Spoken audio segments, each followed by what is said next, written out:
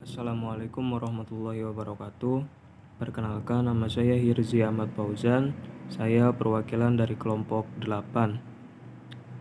Di sini saya akan menjelaskan keseimbangan pasar barang dan pasar uang. Pembahasan yang pertama adalah menentukan keseimbangan pasar barang.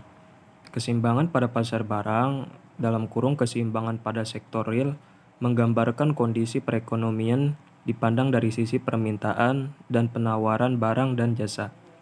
Sisi penawaran menggambarkan kemampuan perekonomian dalam menghasilkan barang dan jasa pada suatu periode tertentu. Sisi permintaan menggambarkan pengeluaran yang dilakukan oleh pelaku-pelaku ekonomi, antara lain sektor rumah tangga, sektor swasta, sektor pemerintah, dan sektor luar negeri. Pasar barang dikatakan seimbang apabila penawaran sama dengan permintaan, atau dengan kata lain, pendapatan sama dengan pengeluaran. Di dalam keseimbangan pasar barang, variabel-variabel yang digunakan terbagi menjadi dua. Jenis-jenis variabel yaitu variabel endogen dan variabel eksogen. Variabel endogen merupakan variabel yang besarnya dipengaruhi oleh variabel lain, misalnya C, S, I, dan Tx dalam kurung proporsional. Sedangkan variabel eksogen adalah variabel yang nilainya tidak dipengaruhi oleh variabel lain, misalnya G, Tr, Tx dalam kurung pajak lumsum. Yang selanjutnya, menurunkan kurva dan grafik fungsi IS. Seperti yang telah dikemukakan di atas, bahwa pasar barang dikatakan seimbang apabila penawaran barang sama dengan permintaannya. Keseimbangan pada pasar barang ditunjukkan oleh suatu kurva yang disebut kurva IS. Kurva IS adalah suatu kurva yang menghubungkan titik-titik besarnya pendapatan nasional dalam kurung Y pada berbagai tingkat bunga di mana pasar barang berada dalam keseimbangan. Kurva IS adalah kurva yang menunjukkan keseimbangan di pasar barang. Dengan demikian, untuk menentukan kurva IS sama halnya dengan menentukan persamaan keseimbangan yang telah dibahas sebelumnya, yaitu dengan menyamakan antara pendapatan dengan pengeluaran dari berbagai sektor ekonomi. Namun demikian, ada perbedaannya, yaitu ada pada pembahasan sebelumnya, variabel investasi dianggap sebagai variabel eksogen atau merupakan variabel konstan. Akan tetapi dalam menentukan persamaan kurva IS, variabel investasi diperlakukan sebagai variabel endogen. Dalam hal ini, besarnya pengeluaran investasi dipengaruhi oleh tingkat bunga dalam kurung huruf I. Secara persamaan dapat ditulis I sama dengan I diambil KI, di mana IO adalah besarnya pengeluaran investasi pada tingkat bunga sama dengan 0. I adalah tingkat bunga umum dan K adalah suatu bilangan. Pembahasan selanjutnya adalah mengenai kebijakan fiskal dan pergeseran kurva IS. Analisa pasar barang, perekonomian sudah dalam campur tangan pemerintah melalui pengeluaran pemerintah, transfer, dan pajak, sehingga dengan adanya kebijakan fiskal dapat menggeser kondisi keseimbangan dalam pasar barang atau dalam kurung kurva IS. Posisi kurva IS akan berubah apabila terjadi perubahan pada sektor real dalam kurung pasar barang. Perubahan sektor real dapat terjadi sebagai akibat dari aktivitas kebijakan pemerintah. Kebijakan pemerintah ditunjukkan untuk mempengaruhi sektor real disebut dengan kebijakan fiskal.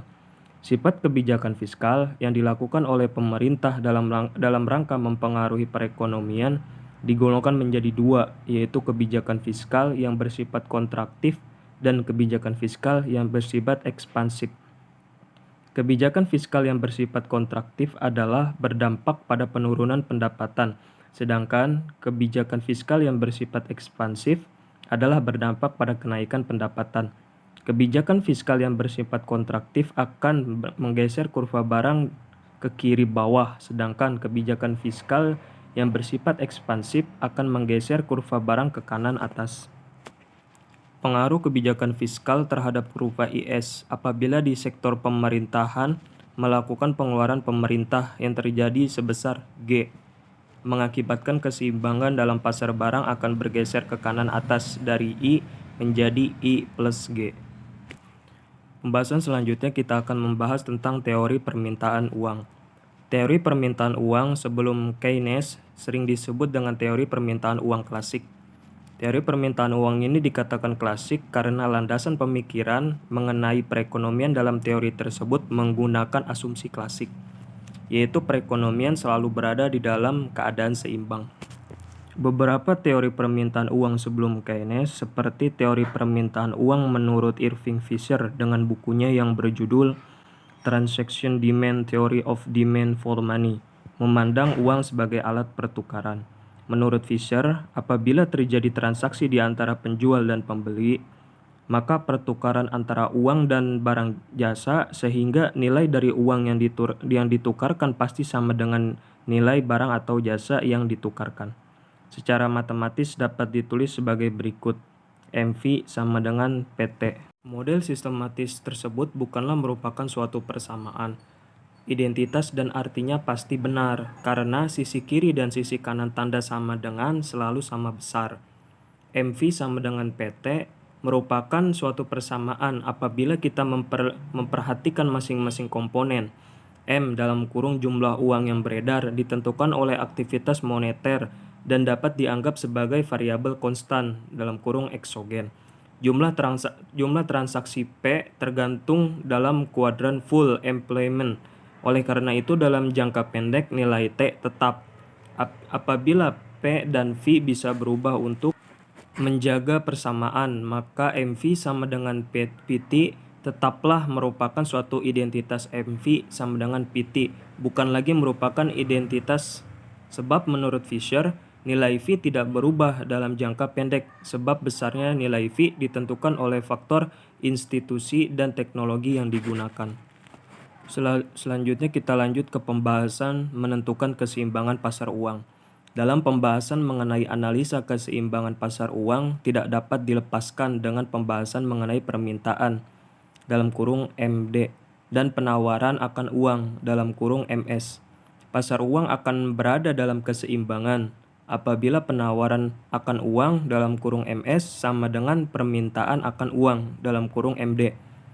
Di dalam analisa Keynes dijelaskan bahwa permintaan akan uang oleh masyarakat oleh karena itu dipengaruhi oleh 3 tujuan, yaitu motif transaksi. Yang pertama motif transaksi, yang kedua motif berjaga-jaga, dan yang ketiga motif spekulasi.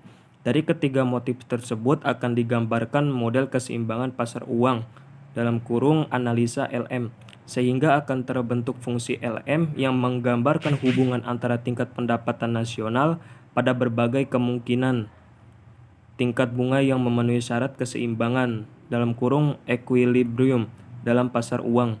Di dalam menentukan fungsi LM, terlebih dahulu harus diasumsikan bahwa jumlah uang beredar dalam perekonomian diasumsikan sebagai variabel eksogen. MS sama dengan MD sama dengan M. Kemudian permintaan akan uang terdiri dari motif transaksi, berjaga-jaga, dan spekulasi. Dibuat model sebagai berikut. Kita lihat teori permintaan uang Keynes. MT sama dengan motif transaksi, sedangkan MJ sama dengan motif berjaga-jaga. Mungkin itu saja pembahasan dari saya. Assalamualaikum warahmatullahi wabarakatuh. Perkenalkan, nama saya Dini Atulailia. Saya dari kelas 03 SMJK 005. Saya akan menjelaskan kurva dan fungsi LM. Kurva LM merupakan suatu kurva yang menghubungkan titik-titik besarnya pendapatan nasional atau Y pada berbagai tingkatan bunga atau I. Hubungan antara tingkat bunga dan pendapatan di dalam pasar uang mempunyai hubungan yang positif, dengan demikian lereng kurva atau slope dalam kurva LM positif. Kebijakan moneter dan pergeseran kurva LM. Keberadaan kurva LM dapat berubah bila terjadi perubahan pada sektor moneter atau pasar uang yang diakibatkan karena adanya pemerintah. Kebijakan pemerintahan yang ditunjukkan untuk mempengaruhi kondisi moneter disebut kebijakan moneter atau monetary polisi. Variabel ekonomi yang digunakan untuk mempengaruhi kondisi moneter adalah melalui jumlah uang beredar dan tingkat bunga. Kebijakan pemerintah dan pergeseran kurva IS sampai LM. Untuk menjaga kestabilan perekonomian diperlukan kebijakan ekonomi yang bertujuan untuk mengendalikan perekonomian baik melalui kebijakan fiskal maupun kebijakan moneter. Kebijakan moneter adalah merupakan kebijakan pemerintah yang ditujukan untuk mempengaruhi kondisi moneter. Variabel ekonomi yang biasanya dipengaruhi dan melalui kebijakan moneter ini adalah jumlah uang beredar, tingkat bunga, dan permintaan uang. Segitu saja yang dapat kami sampaikan. Mohon maaf bila terjadi kesalahan dan kekurangan. Wassalamualaikum warahmatullahi wabarakatuh.